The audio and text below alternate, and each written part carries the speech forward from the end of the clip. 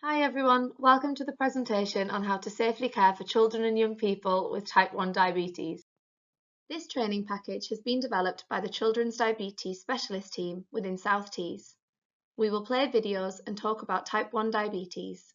There will also be links embedded into the document that you can view once you receive the PowerPoint slides. All of the videos included in this presentation are from trusted and recommended sites and charities. This is the diabetes team at South Tees, which includes doctors, dietitians, nurses, psychology and admin. This video will be presented by myself, Yasmin, Terry-Ann and Wei. We're going to start by looking at what is diabetes and basic causes on this short video. Then we're going to look at the signs and symptoms of diabetes which may be present before diagnosis. It's important that if you do notice any of these, especially in undiagnosed young people, that you inform parents of your observations.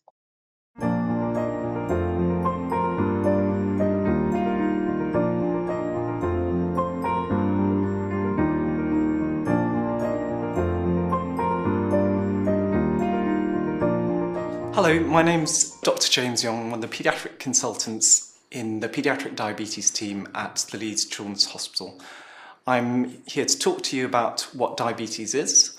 So diabetes very simply means high blood glucose levels, and normal blood glucose levels are between 4 to 7 millimoles per litre, and you'll have noticed that when you were admitted, your blood glucose levels were much higher than this. The most common type of diabetes in children and young people is something called type 1 diabetes, and this is different from what most adults get, which is type 2 diabetes. What's important to realise about this is that it's not caused by anything that you've done, so it's not caused by eating too many sweets or chocolates, and there's nothing that you could have done to prevent this. Type 1 diabetes is an autoimmune condition, and your immune system is something that usually protects your body against infections and bugs. However, in an autoimmune condition, your immune system attacks your own body, and in type 1 diabetes, it attacks the cells specifically that make something called insulin. Insulin's a really important hormone because it helps your body to control your blood glucose levels. And when you don't have enough of it, your blood glucose levels would get higher and higher. The natural progress of type 1 diabetes is that your cells that make this insulin will continue to be damaged, and we cannot take away your diabetes. However, we do have a very effective treatment, and that's to replace the body's insulin that it can't make itself. And the paediatric diabetes team are here to help you to learn more about your diabetes and how to care for it when you're at home. So thank you for watching this video. I hope you found that helpful. There's some other videos in this section which will teach you more about learning to manage your diabetes.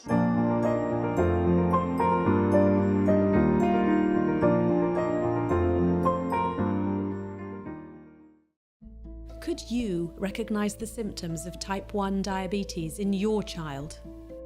It could be tiredness. They crawl out of bed at 10, 11 o'clock. Didn't think too much of that.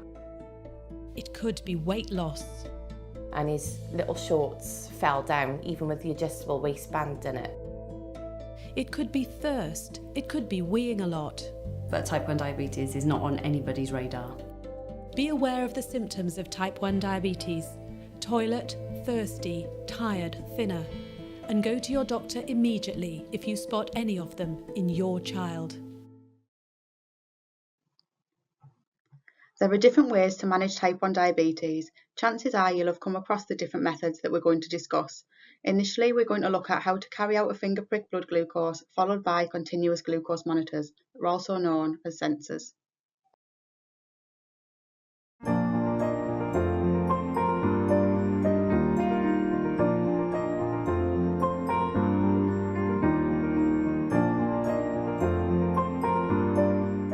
Hi, my name's Sarah. I'm one of the children and young people's diabetes nurses here at the Leeds Children's Hospital, and I'm talking to you this morning about blood glucose check-in. We call them blood glucose checks because when with diabetes, the only way that we know what's happening inside the body is to do a blood glucose check. We don't count them as good or bad numbers, but each time you check your blood glucose, it gives us all the information that we need to make an accurate decision in regards to managing your diabetes.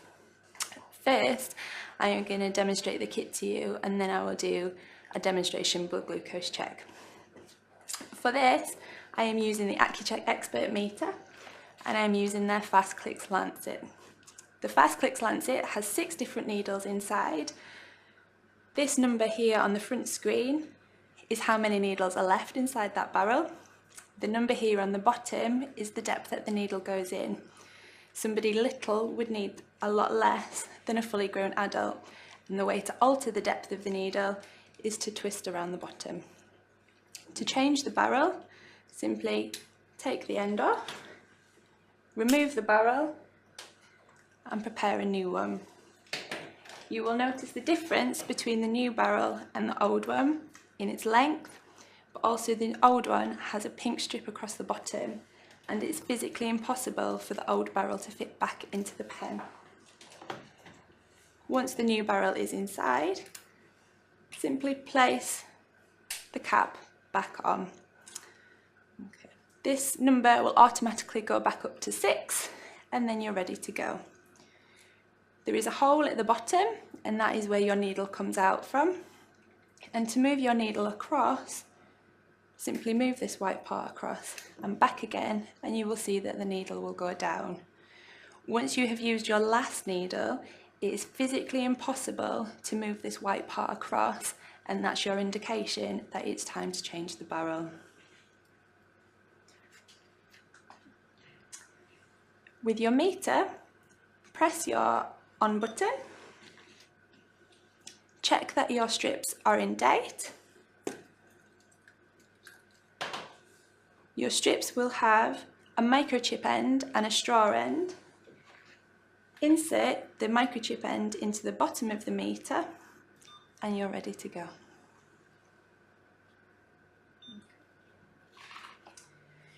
First and foremost, before checking a blood glucose level, it's really important to wash and dry your hands. For this, I'm using a hand wipe. If you are using hand wipes at home, please make sure that they don't contain any alcohol, as the alcohol wipes can affect the blood glucose reading. You can also use soap and water. Once your hands are fully clean, again give them time to dry. The reason that we ask you to do this is because if you've touched anything before a check, it can leave remnants on your fingers, which could give us a false reading. Also, if you're checking wet hands, it can give us a false low reading by diluting it. So it's very important that your hands are clean and dry. We try not to use the thumb and forefinger, so these 3 fingers on both hands, and we try and use the sides of the fingers. We always avoid the pads and the tips because that's where the nerve endings are, and it will be painful. With your finger pricker, line the hole up with the side of the finger and press. You should then have a small drop of blood at the end of your finger. Wipe this away. Again, this is so that we've eliminated any possibility of there being anything extra on that finger. Take your blood glucose meter and touch the straw to your blood, and a reading will appear on your screen. We now have a number and we have a decision to make about what to do next. Thank you very much for listening. I hope you found this very helpful.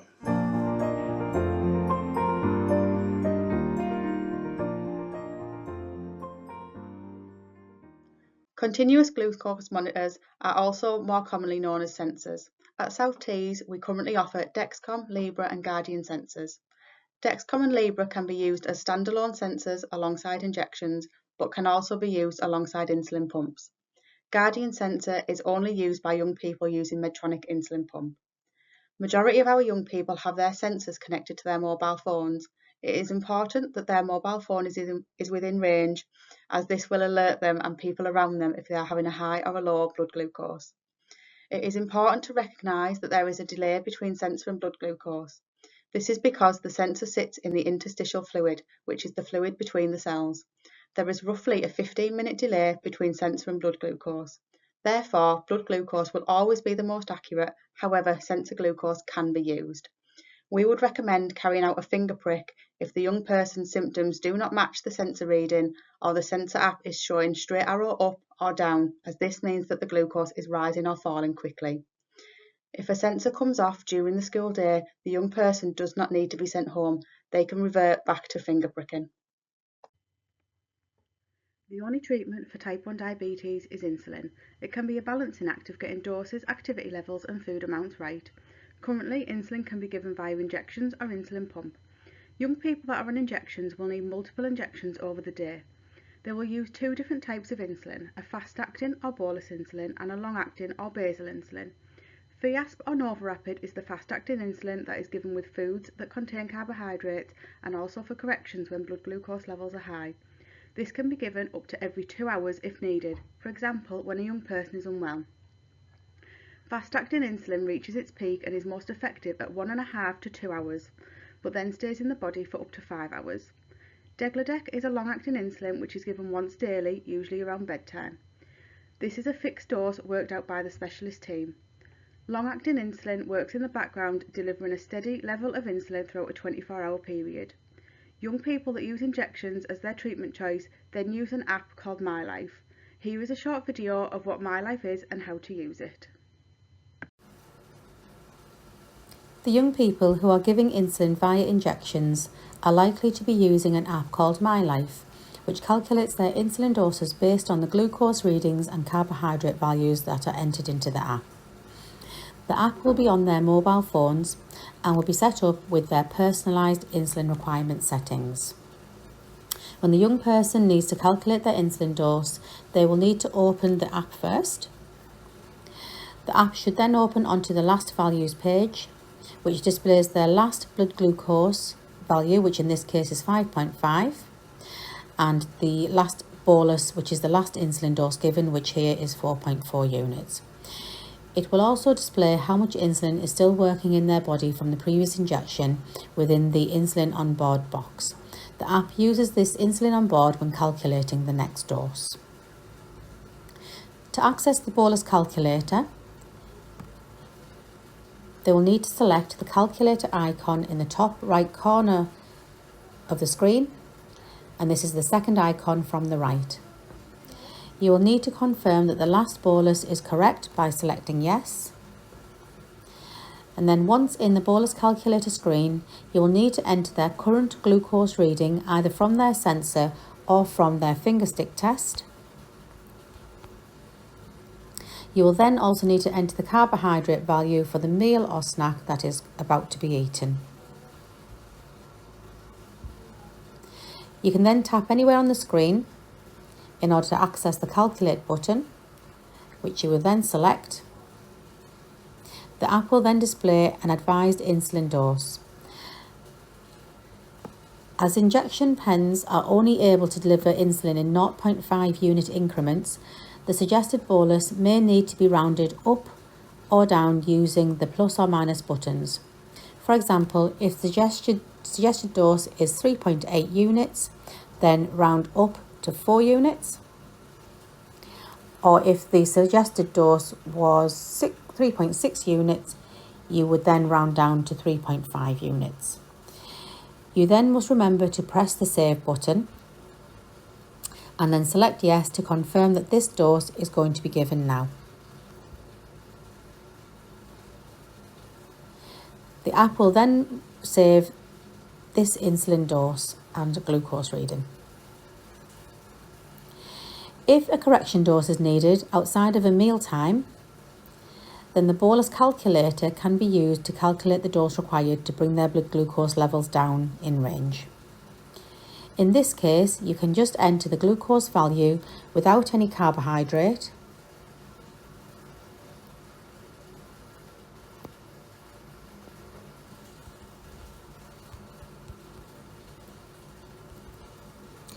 and select calculate, and the app will then calculate a correction dose. Again, you would need to press save in order to save this reading.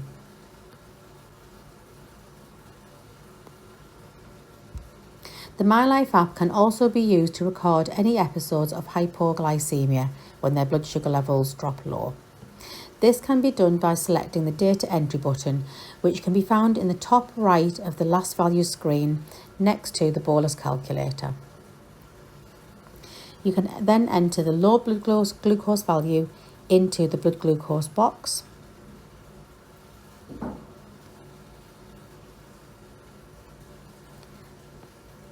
and then press the green tick button in the top right corner to save this reading.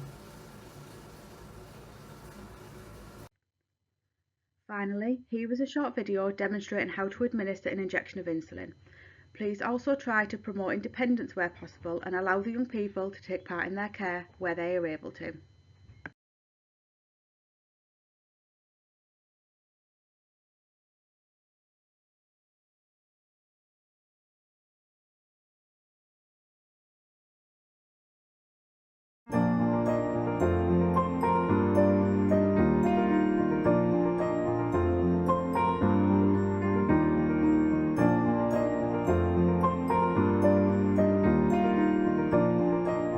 Hello, I'm Caroline Mullier. I'm one of the children's diabetes nurses, and I'm going to talk to you today about how to give an injection of insulin using a pen device.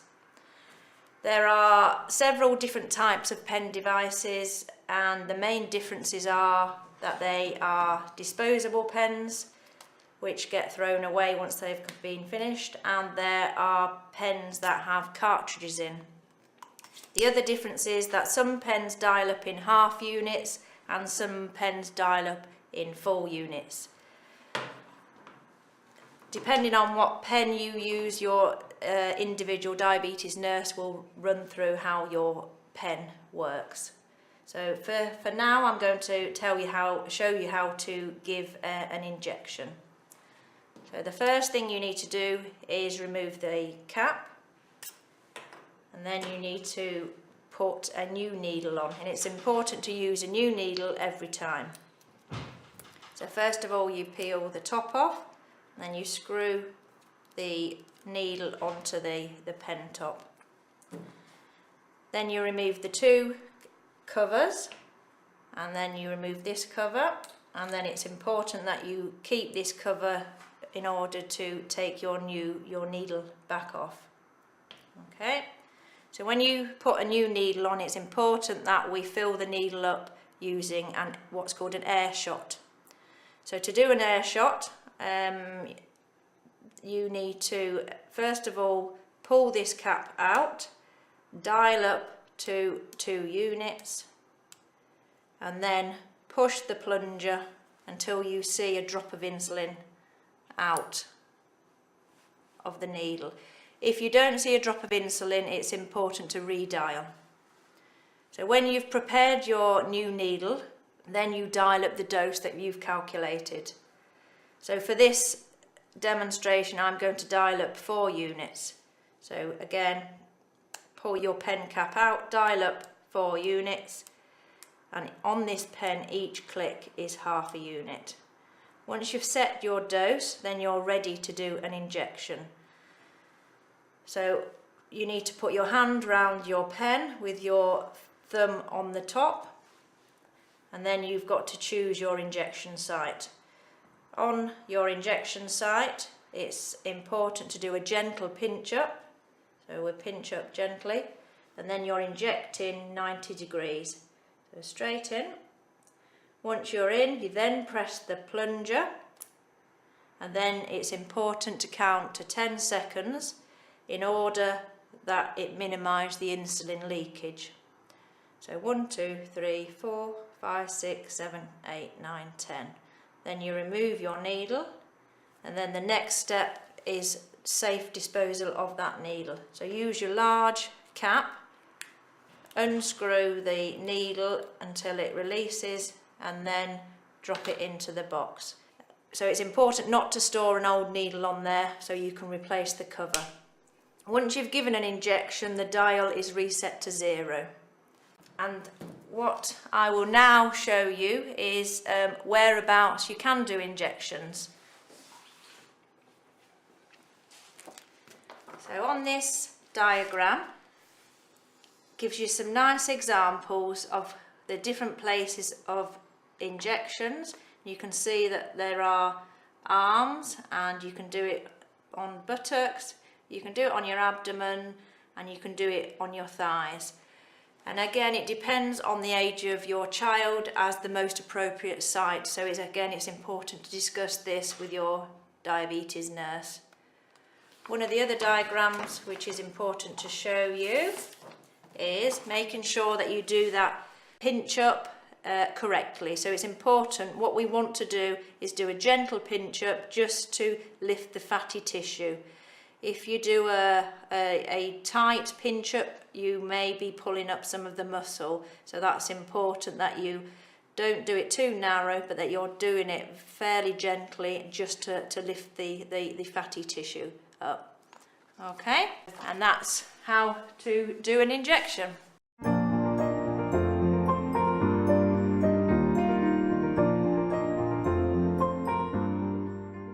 Next, we are going to look at insulin pumps. Insulin pumps must be worn 24 hours a day as they are constantly delivering small doses of fast-acting insulin. When using an insulin pump, the young people no longer use long-acting insulin. Therefore, it is important that if an insulin pump becomes dislodged, that either a parent or the young person replaces it as soon as possible. Once the pump is replaced, the young person can return to lessons. Within South Tees, we offer 3 types of insulin pump: Medtronic, T-Slim and Omnipod 5.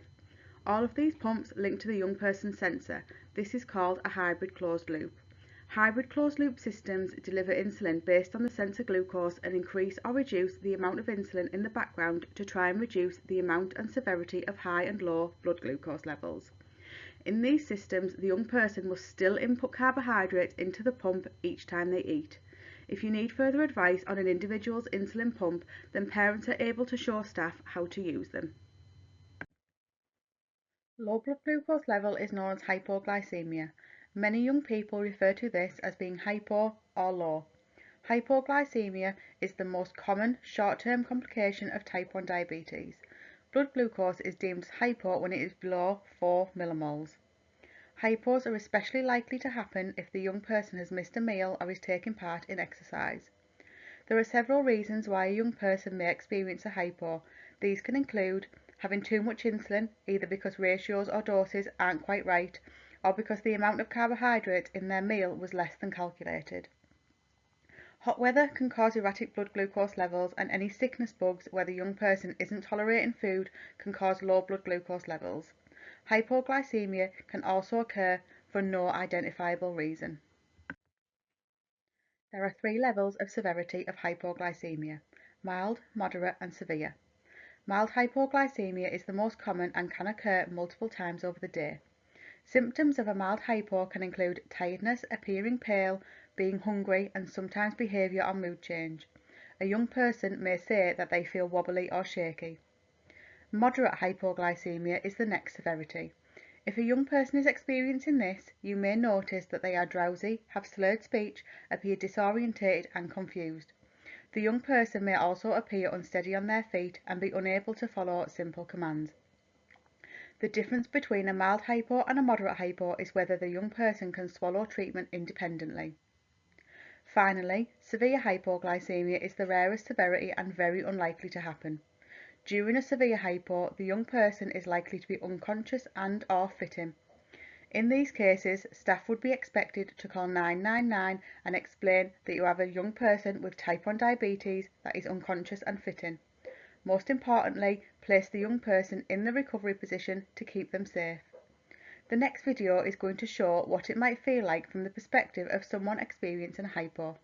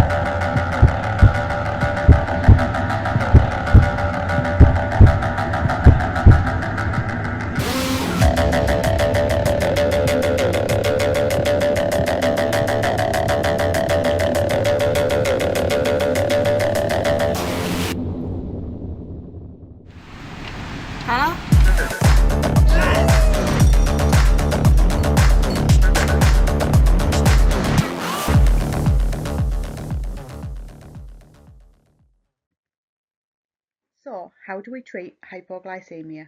The most important part of treating a hypo is to treat the young person based on their symptoms, not on their glucose level. Treatment is slightly different for someone using injections to someone who is using an insulin pump. If the young person is experiencing a mild hypo and they use injections, then they will need to be treated with 10 grams of fast-acting carbohydrate, for example, 3 dextrose tablets, a small packet of Haribos or 100 ml of fresh fruit juice are common choices. However, if they are on an insulin pump, then they only need to receive 5 grams of fast-acting carbohydrate, such as 1 to 1.5 dextrose tablets or 50 ml of fresh fruit juice. If the young person is too drowsy to take anything orally, then they should be given 1 tube of glucogel. This should be put into the side of their mouth between the cheek and the gum and massaged from the outside. It is easier to do this in small amounts. The blood glucose then needs to be checked in 15 minutes. If the child is being active, then they must sit down and wait until their glucose level increases. If after 15 minutes the young person is still below 4 millimoles, then the cycle continues until the glucose is above 4 millimoles. Once the blood glucose is above 4 millimoles, then a young person on an insulin pump will not need any further treatment. However, if the young person is on injections, then they will need to have 10 grams of starchy carbohydrate, such as 1 digestive biscuit or a small apple or banana. This is to prevent the blood glucose from falling again. If the hypo is immediately before lunch, then instead of the young person having a 10-gram carbohydrate, you can simply deduct 10 grams from the upcoming meal.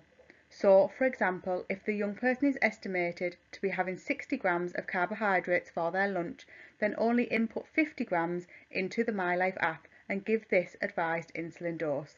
This will allow for a maintenance amount of carbohydrate to prevent the glucose levels from falling again. It is important that a young person is never left alone when they are experiencing a hypo.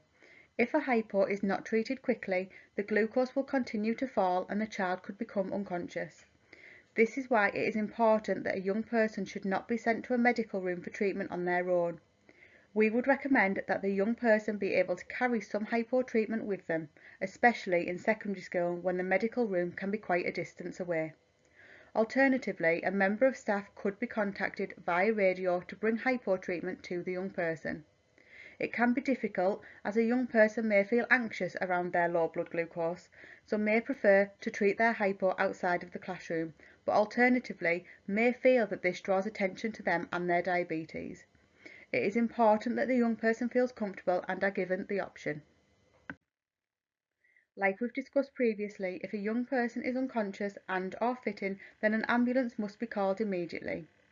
If the young person is wearing a pump and you know how to, then disconnect or deactivate the pump. If not, then wait for the ambulance to arrive and inform them that the young person is wearing an insulin pump. You can ask parents to show you how to deactivate or disconnect the pump. Only key people should know how to do this, i.e. first aiders. Severe hypo is extremely rare and the risk is reduced even further by wearing glucose sensors and hybrid closed-loop systems.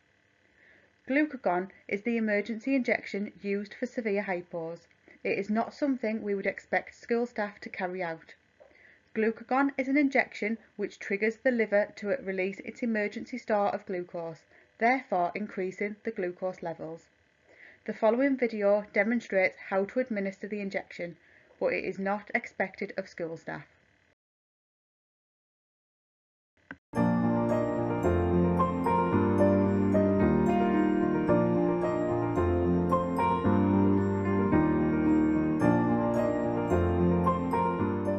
Hello, my name's Wendy Sewell and I'm Children's Diabetes Nurse Specialist and Team Leader here in Leeds.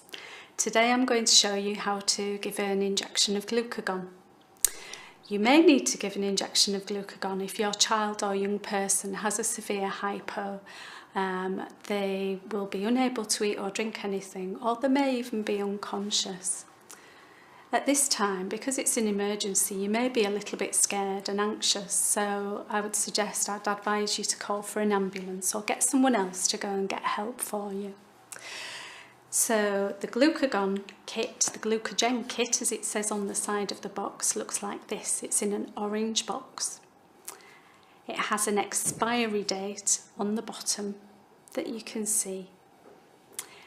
In order to open it, there's a seal, and you need to either twist it like that, or you can run your thumb along the seal, and then you can open the box. Inside your box, you have a vial with powder in, and then we also have a syringe. This syringe is full of water. In your box too, you have a leaflet that explains a little bit more about the medicine that you're going to give. And to help remind you how to give the glucagon and how to mix it up, there are some picture diagrams. So look, just 4 little pictures to help show you and remind you how to give the injection. So it's useful to put your vial, if you can, on a flat surface, because if your hands are a little bit shaky and you're a bit anxious, it's a good idea to do that so they don't drop. So just like on the television, there's a little cap and you flick that cap off. It won't go back on after you flicked it on. And there's a bung, tiny bung in the vial. To mix the medicine, to mix the glucagon, you take the syringe cap off. You then place the needle into the little vial through the bung on the top, and then you push the plunger so that the water mixes with the powder. The powder will dissolve straight away. You turn the syringe and the vial over, upside down, and then you can draw back the medicine, the glucagon, out of the vial, and you draw all of it back. Okay? So the needle is a little bit longer than you're used to with an insulin pen or a syringe needle, and it needs to be that long because it has to go into the muscle. This medicine, that is 1 whole dose, and 1 whole dose is for a child over the age of 12.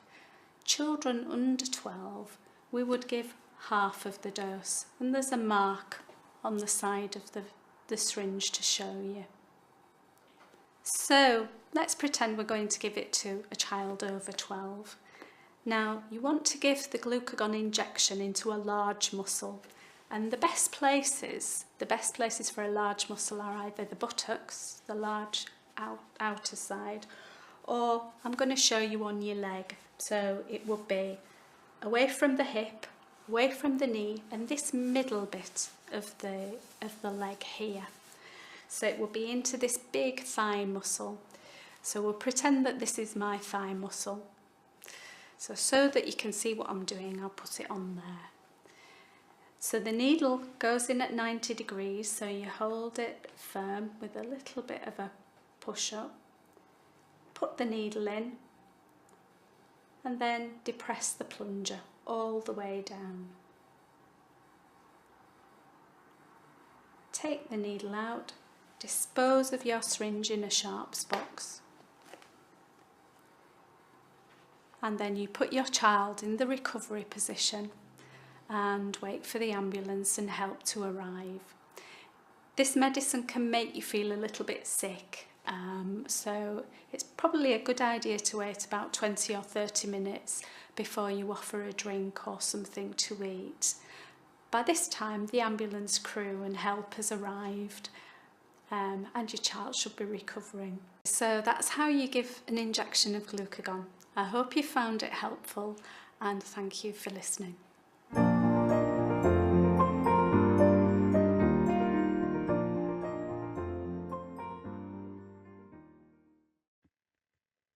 Ogluor is the alternative to glucagon. Very limited young people are prescribed Ogluor due to its expense and the fact that it isn't needed, so expires. Unfortunately, the video doesn't work on this presentation but can be viewed on the Digibeat website.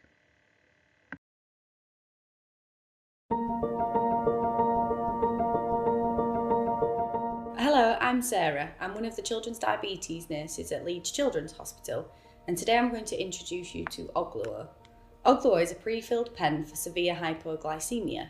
It is available in 2 strengths, 0.5 milligrams for those under 6 years of age and 1 milligram for those over 6 years of age.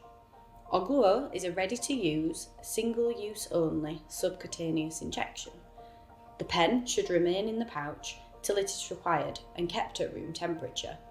Please also keep out of reach of children and check the expiry date before administering. This pen and packaging are demonstration use only. The pen that you will receive will look slightly different. You will find the expiry date on the edge of your pouch.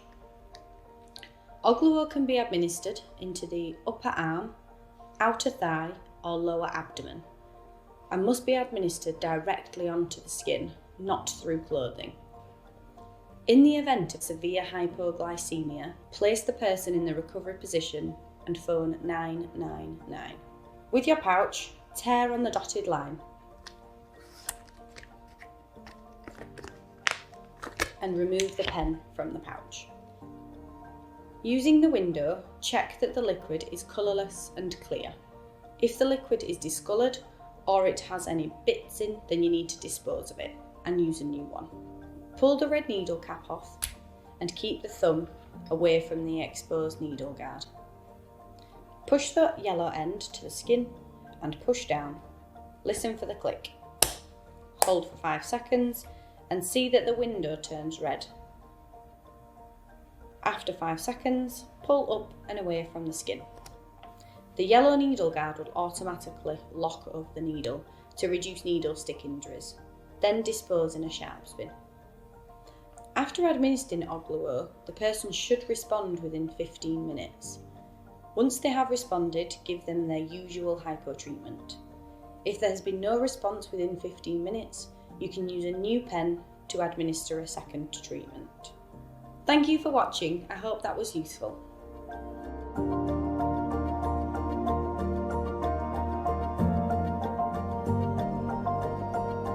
Now, hyperglycemia. Hyperglycemia is the opposite of hypoglycemia. Hyperglycemia is when the blood glucose is consistently above 14 millimoles. Many young people refer to this as being high or hyper.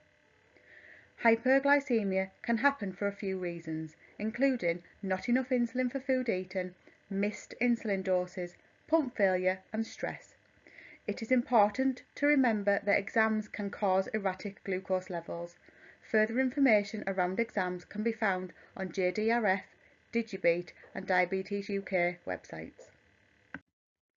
If a young person is running high, then they are likely to be thirsty, needing the toilet more frequently, tired and could have mood and behaviour changes as well.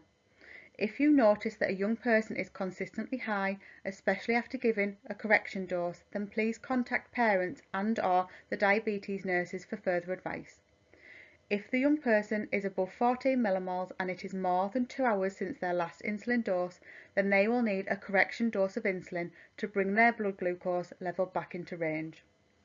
If the young person is on injections, then simply input their sensor or blood glucose into the MyLife app and this will calculate and advise a safe dose based on their correction factor. If the young person is on a pump, then input their sensor reading into the handset or device and deliver the advised dose via the pump. The young person can return to lesson after receiving their correction dose. This will need to be rechecked after 2 hours to ensure their glucose level has reduced. If their glucose level has reduced to below 14 millimoles, then no further action is needed. However, if the glucose level is still above 14 millimoles, then their ketones need to be checked via finger prick. The following video is going to explain what ketones are and how they are checked.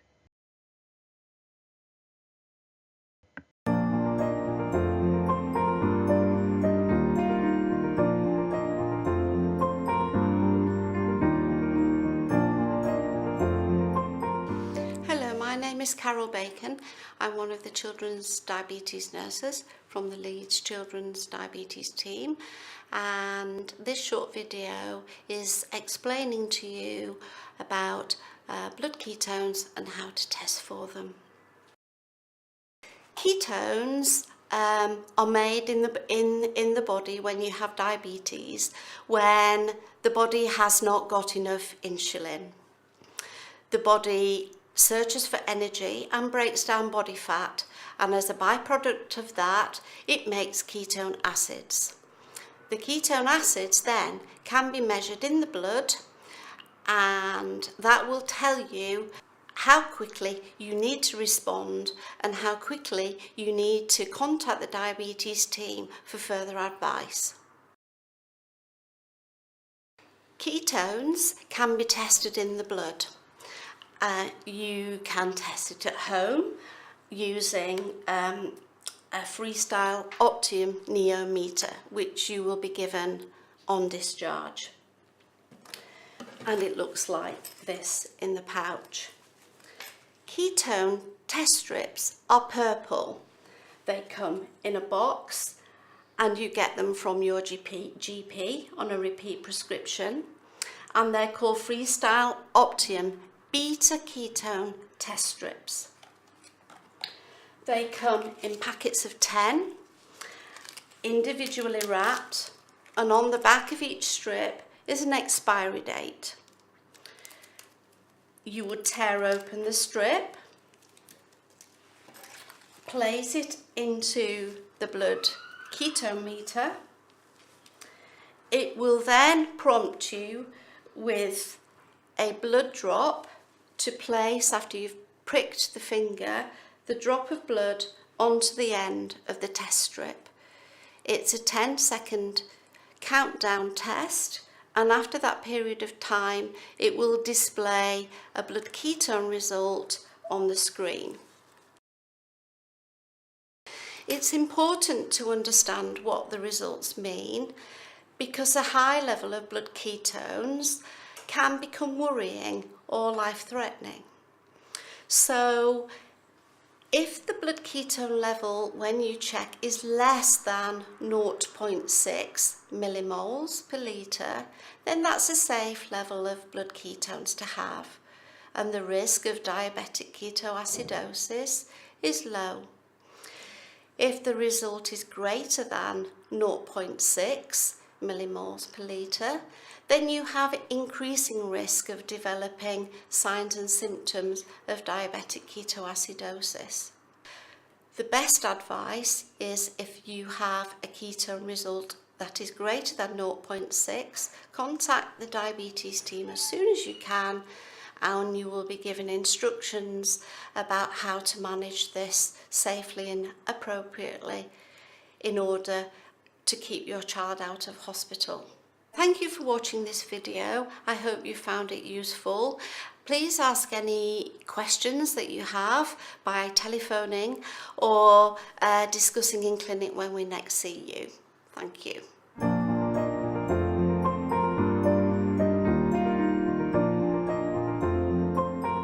Severe hyperglycemia is also known as diabetic ketoacidosis, or DKA. DKA can be life-threatening if not treated. The only treatment is insulin. If a young person is showing or reporting any of the symptoms on the screen, then a blood glucose and ketone level should be obtained by a finger prick. You should contact parents or the diabetes team if necessary for further advice. We can then advise an increased dose of insulin. However, if the ketones are above 1.5 with a high blood glucose and the displayed symptoms, then we would recommend calling an ambulance due to the increasing risk of DKA. Ketones are rare, and we would only expect to see them if there has been multiple missed doses of insulin, or the young person is unwell and requiring higher or more frequent doses of insulin. Illness, such as a simple cough or cold, can cause increased glucose levels. The young person may need more frequent doses of insulin throughout the day. If it is an illness where a young person would usually attend school, then they should still be able to attend even if they are requiring more frequent injections. Open access to fluids and the toilet can help reduce glucose levels. Before taking part in PE or activity, a glucose level should be obtained either by finger prick or sensor.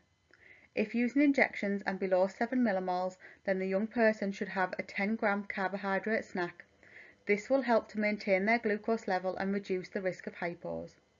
However, if the young person is using an insulin pump, then activity mode or temp target should be put on 90 minutes before the activity starts and for the duration of the activity. If the activity is cancelled, i.e. due to wet weather, then it can simply be cancelled. Activity mode or temp target increases the target level from 6.1 millimoles up to 8.3 millimoles, therefore restricting the insulin given in the background by the pump and reduces the risk of hypos. If the young person has a glucose above 14 and ketones above 1, then they should not exercise. Exercise can increase ketones due to using fat as an energy source. All young people should be able to attend school trips.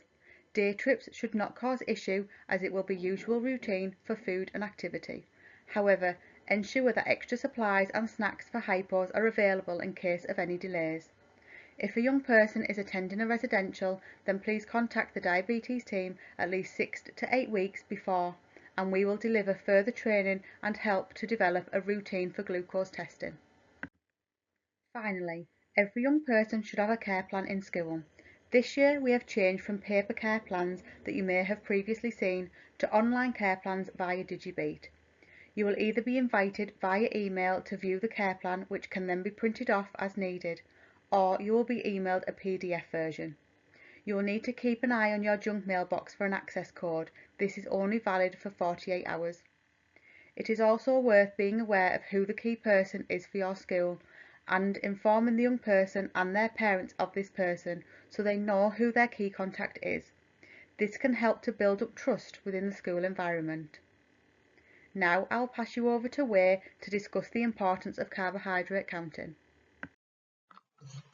The following video explains the relationship between food, blood glucose and type 1 diabetes. It will also explain about what carbohydrate counting is, why it is important, and also the practicalities of supporting young people and their families with carbohydrate counting in school. Hi, my name is Heather and I work at the Great North Children's Hospital in Newcastle. I am a paediatric diabetes dietitian and I represent the regional network. Thank you for taking the time to learn about carbohydrate counting and how it impacts children and young people in the school who have type 1 diabetes. This training session is primarily aimed at kitchen staff, but will also support teachers, teaching assistants and anyone else who may be required to help children and young people with diabetes to count the carbohydrates in the food they have whilst at school. This training will give you an overview of the importance of healthy eating when you have diabetes, an understanding of how carbohydrates and insulin work to give fuel to the body, a recap on carbohydrate-containing foods and how to carb count them, and how to manage any issues that arise during the school day. If you would like more detailed information on supporting children and young people with diabetes while they are at school, your school will have been provided with a link to a training session that will give you a better understanding of life with diabetes. The diet for a child or young person with diabetes is based on the principles of healthy eating, which is what we encourage all children and young people to follow. We talk a lot about carbohydrate as this is what affects the blood glucose level, but the rest of the diet is also important to ensure it is nutritionally balanced. For all children, young people and adults, carbohydrates are a staple food and need to be included with every meal. It is important to recognise the difference between carbohydrates that release energy slowly and those that are fast release. Try to aim for slow release foods as this will help to manage the blood glucose level from spiking too much, so nothing too sugary. There should be 5 portions of fruit and veg, 3 portions of protein and 3 portions of dairy foods included in a daily food intake, and the main drink of the day should be water. So, we have learned that carbohydrates or carbs are an important part of a balanced diet, and that everyone should be encouraged to include them in their daily food intake. However, for those with type 1 diabetes, carbohydrates lead to a requirement of insulin, because when carbs get digested, they turn into glucose which enters the bloodstream. And as you have already heard, insulin is needed to move the glucose from the bloodstream where it can become dangerous and into the cells where it can be used as energy. The next 3 slides describe why carbohydrates and insulin are important for those living with diabetes. If you have type 1 diabetes, then your pancreas produces little or no insulin. Insulin is required to allow glucose from the carbohydrates you eat in your food to move into your cells so it can be used as energy. Type 1 diabetes is a lifelong condition, and those living with it have to maintain a complex balance of insulin, food and activity. The aim of diabetes treatment is to keep blood glucose levels within a normal range. As insulin is no longer produced naturally by the pancreas, it has to be injected into the body using an injection pen or an insulin pump. Regular monitoring of glucose levels is a part of the daily routine. The different devices are described in further details in the school's training video. Please ask your school for the link if you'd like to know more. The balance of carbohydrates, insulin and activity are key to avoiding hypoglycemic episodes, which is when glucose levels drop below range, and hyperglycemic episodes, which is when glucose levels rise above range. Both hypos and hypers can impact on the child's ability to perform well at school. When you treat a hypo, you will need fast-acting sugar such as orange juice or a sugary drink, which you may be asked for in an emergency. So, how can you help? As those involved in providing food and supporting children around mealtimes at school, it is important that you are trained to count carbohydrates so insulin calculations can be made correctly, allowing those with diabetes to participate effectively in day-to-day life at school. So let's start at the beginning with a quick reminder.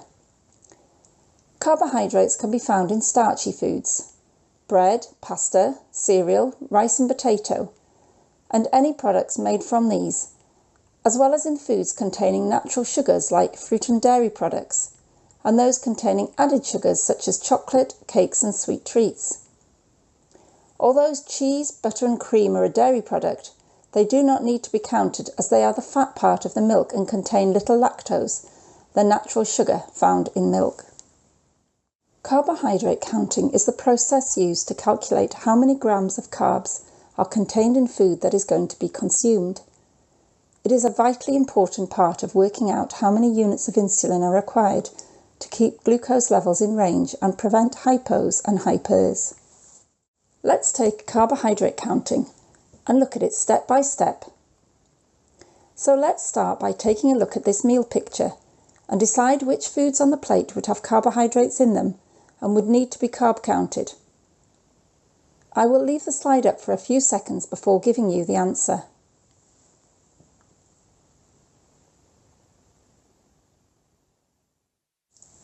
If you said the potato, peas, the Yorkshire pudding and gravy, then you were right. Most vegetables contain a little carbohydrate, but as it's only a small amount, we do not normally worry about it. The vegetables we would need to include would be, for example, potato, peas or sweet corn. Similarly, gravy contains carbohydrate from the flour in it, but if it's just a small amount, you may not need to worry about this also. Now, what about this one?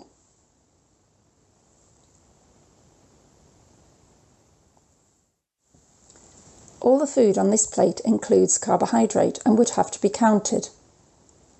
If the fish was plain, then you would not need to count this. But because you add breadcrumbs or batter, then we need to count them. Take a look at this typical school menu and look at, for example, Tuesday. I will leave it on the screen for 30 seconds for you. Write down the foods that you think would have to be included in a carbohydrate count.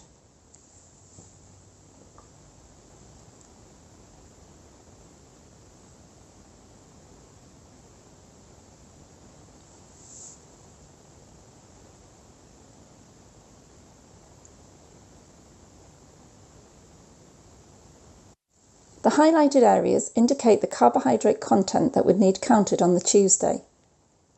The only item on Tuesday's menu that is not highlighted is the vegetarian soup. This is something you would need to check out because it depends on what it contains. For example, if it contains potato or sweet potato, it would need to be counted. This task may have also made you think about another important factor when it comes to carbohydrate counting: portion size.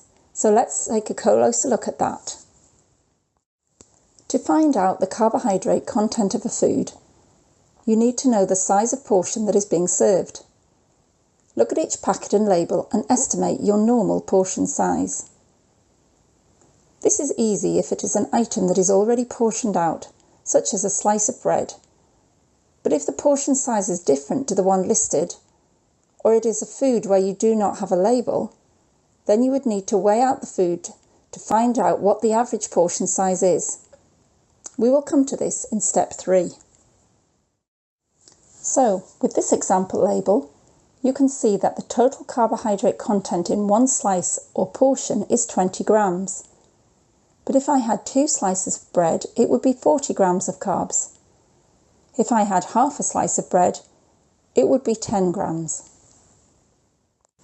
Remember to look at the total carbohydrates, not of which sugars. Read the label description carefully. Check if it is per portion or per 100 grams. If it is per portion, check you are having the same portion. And remember to read the label carefully to see if it is a cooked or dried weight. Note some foods absorb water when cooked, such as pasta or rice, and some foods lose water, such as baked potato. This changes the carbohydrate content of the food, so make sure you read the label carefully to know whether it is a raw or cooked weight you are looking at, and then your measured portion sizes should match this.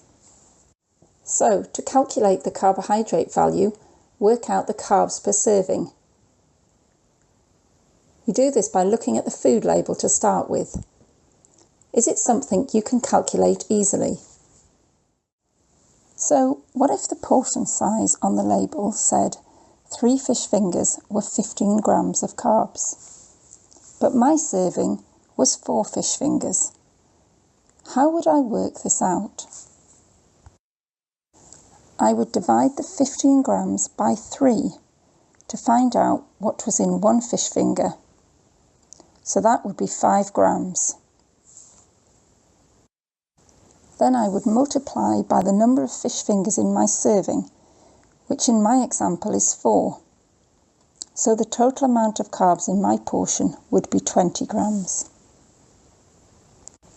What if I have no portion size listed on the label, or my portion size is different and I cannot work it out easily? This is when you look at the carbs per 100 grams on the food label and your weighed portion size. You then get your calculator out to work it out using this simple formula. For example, take the fish fingers from the previous slide. If my food label said 33 grams of carbs per 100 grams, and my weighed portion is 65 grams, then the amount of carbs in my food is 33 divided by 100 grams to find out what is in 1 gram, and then multiply by 65 grams, which is my portion size. The answer is 21.45 grams, so I would round it up or down to the nearest whole unit, so the answer would be 21 grams. If this is too difficult, you can use this chart to help. Here you estimate the carbohydrate value on the label to the nearest 5 grams, and similarly with the weighed portion size, and then where the two values meet is your carb value for that portion size. Here is the previous example. I have 33 grams per 100 grams on the food label. If I go to the horizontal axis at the bottom of the chart and find the nearest 5 grams to my label, this would be 35 grams. I then go to the vertical axis and find 65 grams, which is my weighed portion size. Then, where the two lines meet would be my estimated carbohydrate value, which in this case is 23 grams, which is near to the exact value of 21 grams using the magic formula. So let us work through another example to help you, taken from a food label, and the steps you should take to calculate the total carbohydrate content. So step 1, weigh your portion. and in this example it's 55 grams.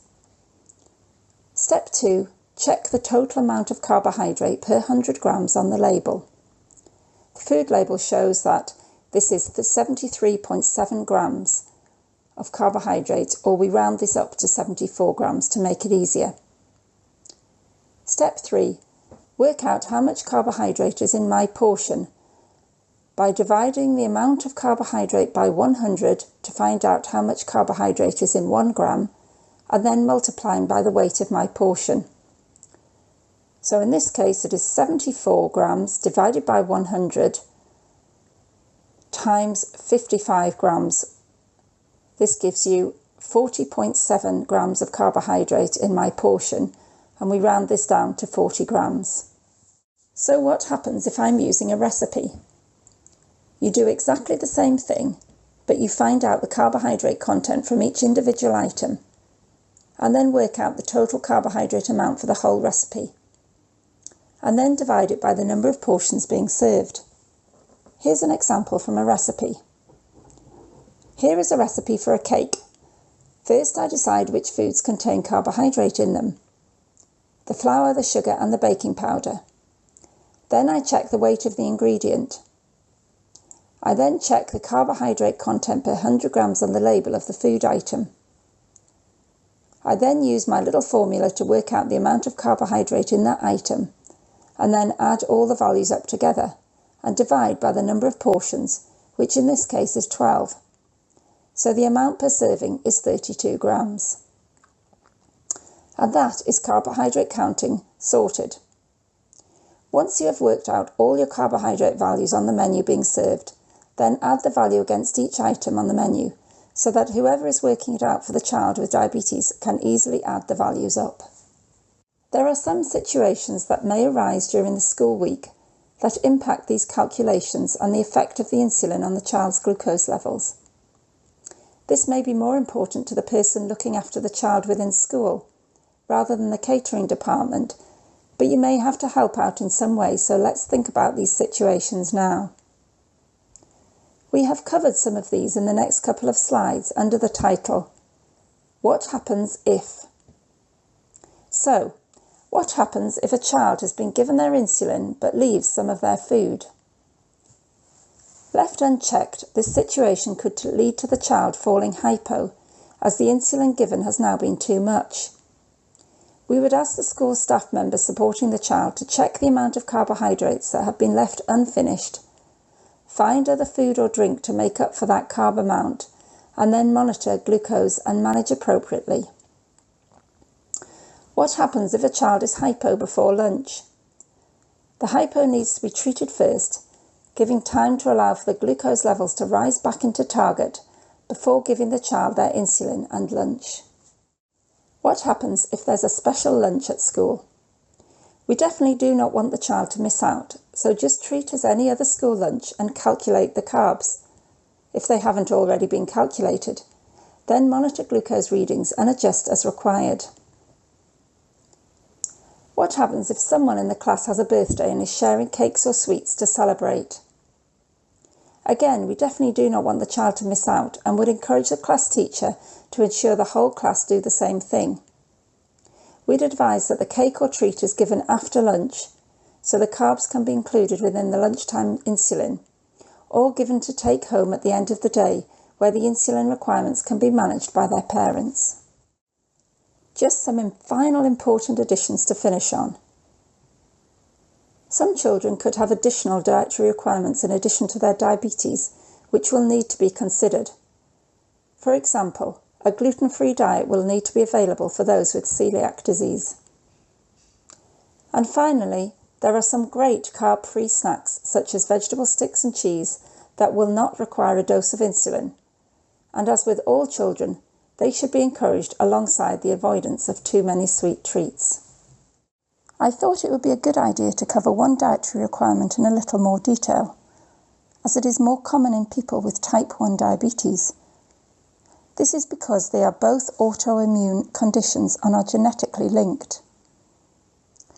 You may already be familiar with celiac disease, but the next couple of slides include some basic facts you should be aware of and consider when preparing food for a child in your school who has both diabetes and celiac disease. Celiac disease is common and it affects 1 in 100 people. When gluten is eaten, an immune reaction is triggered in people with celiac disease, causing damage to the lining of the small intestines. This can cause symptoms such as diarrhea, wind, constipation, nausea, vomiting, stomach pains, and bloating. This is why gluten-containing foods must be removed from the diet of anyone with celiac disease. So, which foods contain gluten? Gluten is found in wheat, barley, oats and rye, and therefore any foods which contain these will contain gluten. For example, gluten can be found in most breads, cereals, pasta, or foods containing flour such as cakes, biscuits, sauces, etc. These foods should be completely removed from the diet and replaced with a gluten-free alternative. Sometimes a child or young person is able to tolerate oats, but check this out with their parents or carers first. There is a law in the UK which covers the use of labelling the term gluten-free. If you see gluten-free on a label, you can be assured it is suitable for someone with celiac disease. Sometimes you know the product is gluten-free, however, the label does not state this. This is because the product has been handled in a factory where, for example, a product containing wheat is made, and therefore it cannot be stated as gluten-free. Some children may be fine with this, but others may be very sensitive, so check with the parents or carers first as to whether they are able to eat these foods. There is no change to the way in which you would carb count food for those with celiac disease and type 1 diabetes. Just be sure to carefully read the labels, as the carb content of gluten-free food is often different to gluten-containing foods. It is important to try and make the child or young person not feel too restricted with their diet, so try to adapt the menu so there is a gluten-free alternative for most menu options if you can. Please be aware of your preparation area. Cross-contamination of gluten can occur, and therefore a completely gluten-free preparation area is recommended in any kitchen that is preparing food for someone with celiac disease.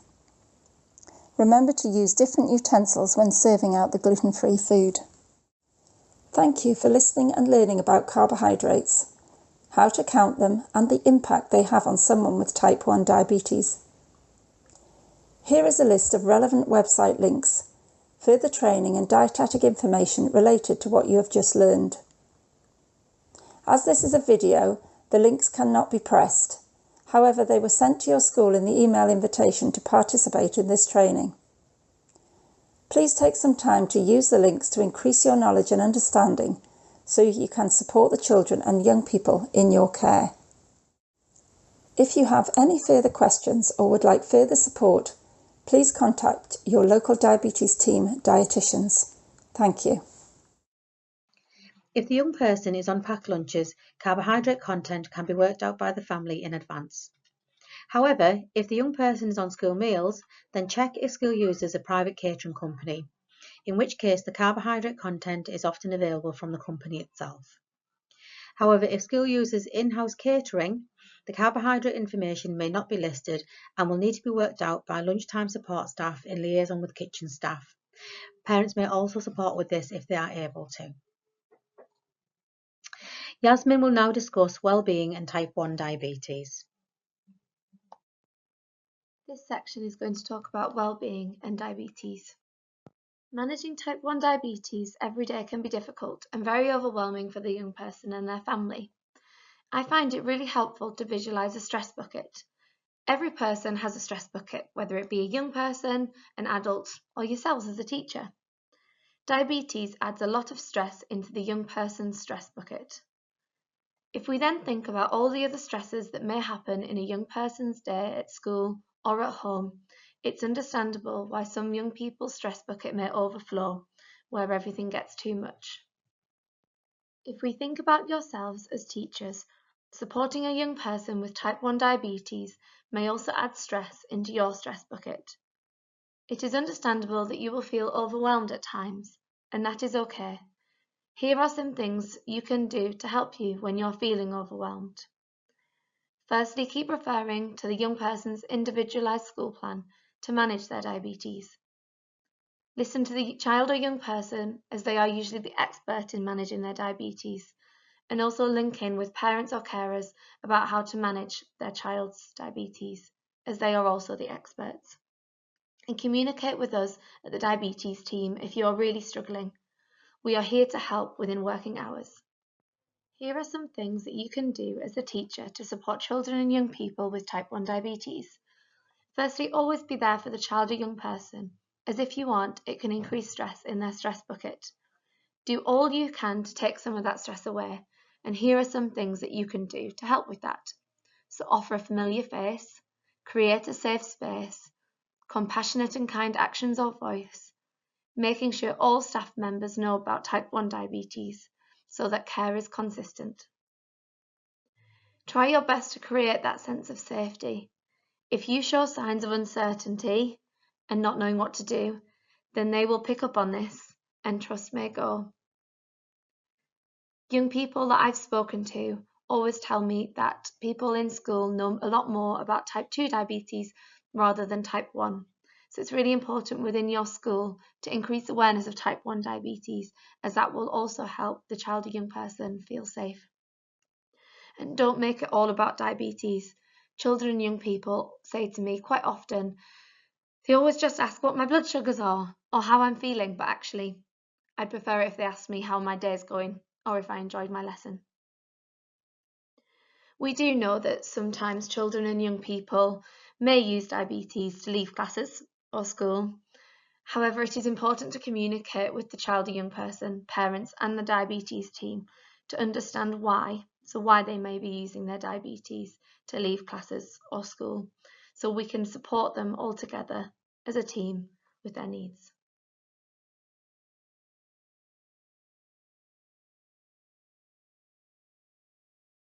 How to manage a mammoth. This is me. I am Jake. I am 8. I go to Castle Primary School. My teacher is Mr. Williams. The most important things to me are football, building cool stuff, my friends and my mum.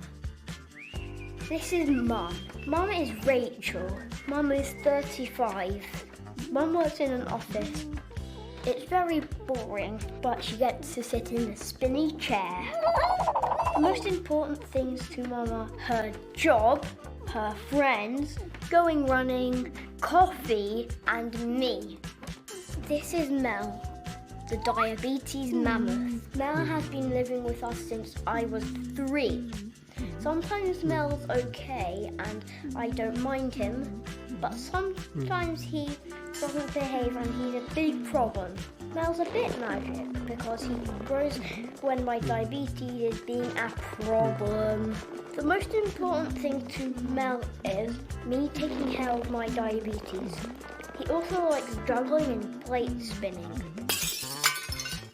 I need to check my blood glucose and take my insulin to look after Mel and my diabetes. Sometimes I forget to take insulin when I have snacks and Mel doesn't like because my blood glucose goes really, really, really high. Mel can be a total pain when it's hot and I'm trying to play football. Get off me, Mel! Please, I'm trying to play football. And sometimes Mel gets in the way for no reason at all. Which is really, really annoying. When Mel is a problem, I feel sad, angry, tired, and poorly. No, I just don't get it anymore. I mean, I just wish things could go back to the way they were. Mel gets really big when me and my mum argue about him. I slam my door when Mum shouts. It's so tricky and I don't understand. We both feel sad. Me and Mum have a mammoth problem. We need to shrink Mel and get him to behave again. First we went to see my diabetes team because they're good at helping us shrink Mel. Oh, hello, how wonderful to see you. How can we help you today? Then we went to play at my friend Anisha's house.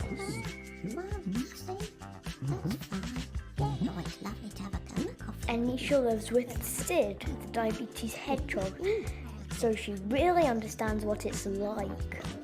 Me and Mum have made a plan to shrink Mel. My jobs: count to 10 instead of slamming the door. Talk about my feelings with Mum and Mr. Williams at school. Practice my calm breathing when I'm cross. Play football with Mum. Draw a picture of how I feel. Mum's jobs: talk to Jake about his day and not just Mel. Talk about my feelings with Jake and with the support group. Go for a run. Play football with Jake. We did it! Mel is small again and we can manage him now. He doesn't go away and I still need to look after him. But that's okay, because he's part of me and part of our family.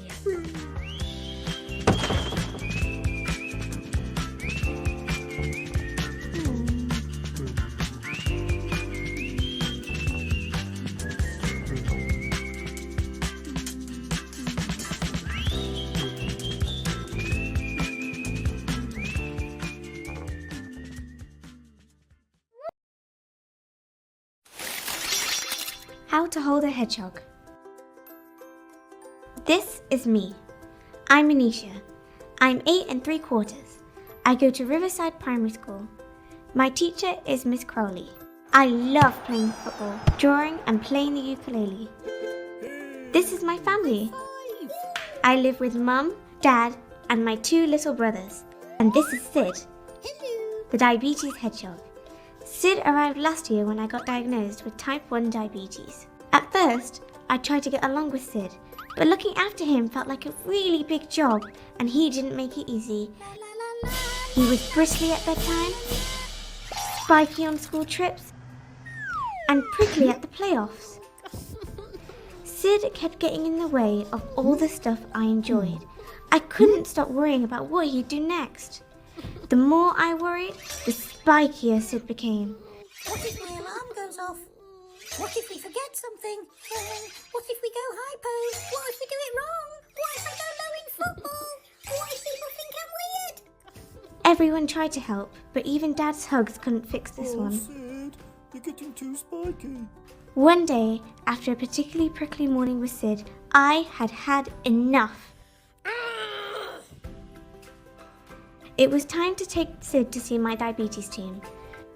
But how do you hold a hedgehog?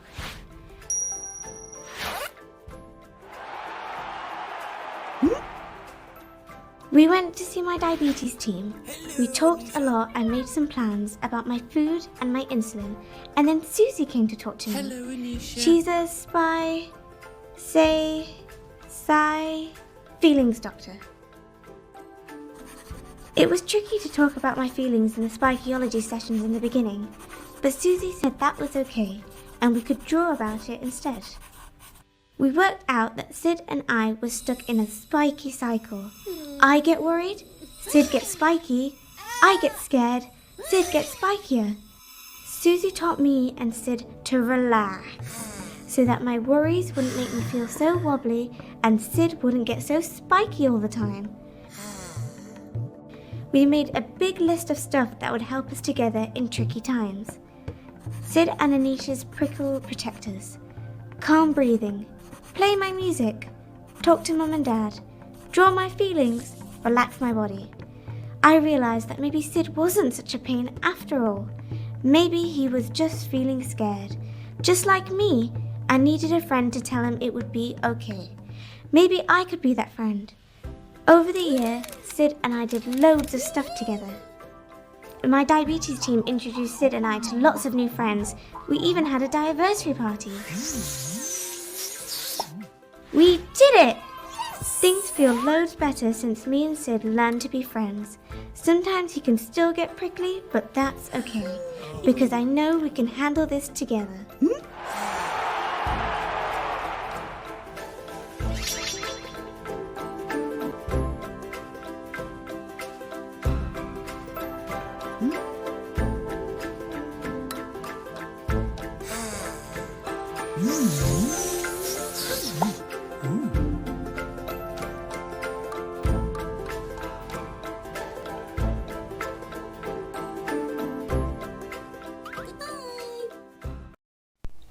Here are some links to useful resources and websites to help you as a teacher support children and young people with type 1 diabetes.